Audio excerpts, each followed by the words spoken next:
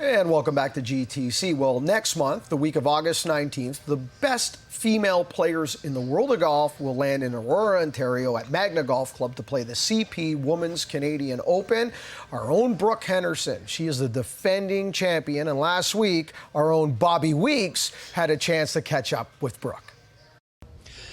All right, Brooke Henderson, it's been almost a year since that majestic victory, and you've obviously talked about it a lot, you've been asked about it a lot, you've thought about it a lot, but when you go back now a year, is there anything unusual that stands out about that, anything small that stands out about that win in your memory bank?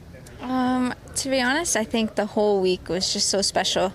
You know, to go out and shoot 2 -6s right out of the gate Thursday, Friday, and be so close to the top of the leaderboard come the weekend was just so exciting. And, you know, that was a success for me already, you know, being at this, near the top of the leaderboard, leading the event, going into the final round. I was like, wow, this is really cool. And even if I never get back to this chance, this is something that I'll remember. And then, but I also didn't want to give up on that opportunity because I knew it was a special one. So, you know, I just tried to go out Sunday and make something special happen, and something special really did happen, you know, to be able to hoist that trophy, to have my family, friends, CP, all there to support me on the 18th green. And, you know, last year was a tough year for my family, you know, losing both my grandfathers.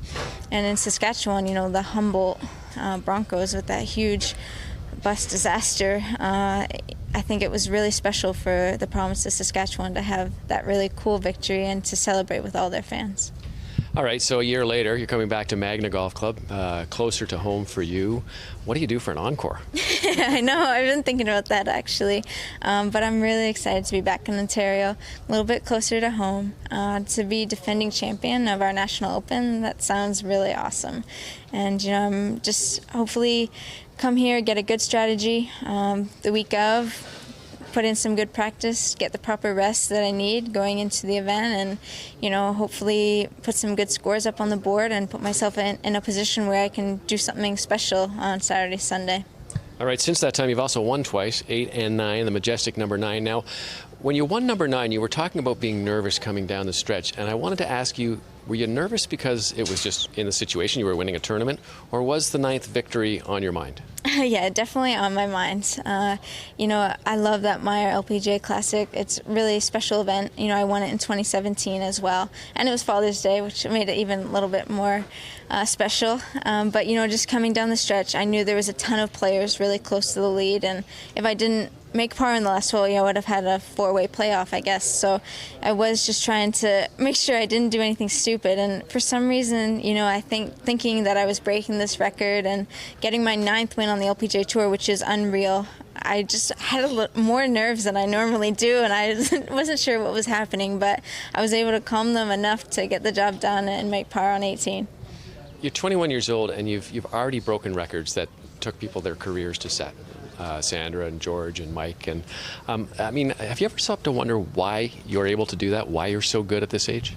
You know, I'm so grateful. My family, my mom, my dad have sacrificed so much for my sister and I to live this journey.